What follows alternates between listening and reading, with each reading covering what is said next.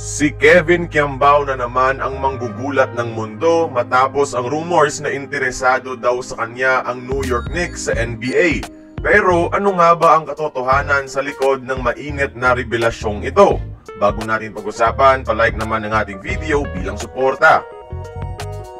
Unang pinasabog ng infamous basketball insider Snow Badwa ang balitang tinatarget umano ng New York Knicks si Kevin Kiambao paglaruin sa 2024 NBA Summer League matapos ang impressive performances nito sa Dubai.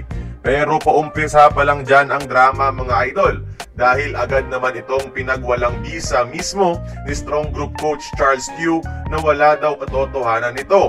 Fake news umano. Pero may bomba pa itong si Snow at naglabas ng leaked audio ng usapan nila ni Kiambao. Kayo na ang humusga. Paano yung Dubai mo? May alo ka pa sa UAE ah.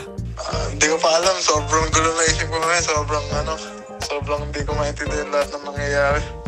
Blessing after blessing. Kaya nga, grabe yung blessing na natanggap mo sa sa laro dyan, ano?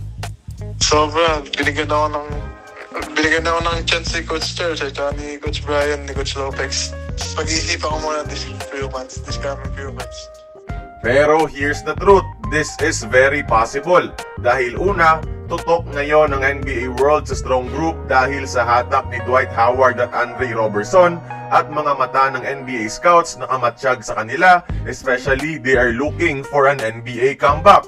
And it just happened na among these NBA veterans, si KQ ang nag-stand out sa mga laro at hindi naman bulag ang mga NBA scouts para di ito mapansin.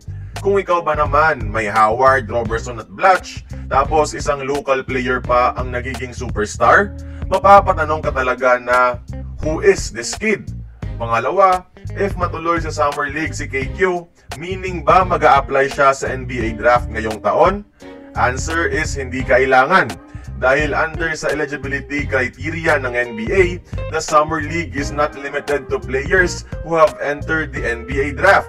Players may be invited by teams to join the Summer League roster through various avenues. Pero bihira lang itong gawin ng mga NBA teams sa mga player na hindi nag-undergo ng draft process. Di lang ako sure sa guidelines ng NBA kung pwedeng mag-sign sa main NBA roster ang player without applying for the draft. At ayan, rumors man o hindi, di natin maitatanggi na we are witnessing one of the best uprisings of a Filipino prospect ever in Kevin Kiambao.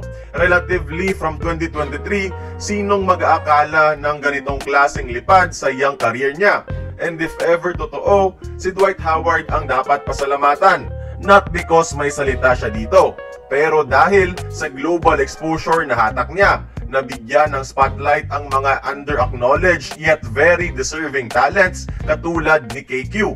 Kaya kayong mga idol, honest opinion ninyo, tingin nyo, mag-excel din ba si Kiambao sa mga bigger leagues kagaya ng pag-excel niya ngayon?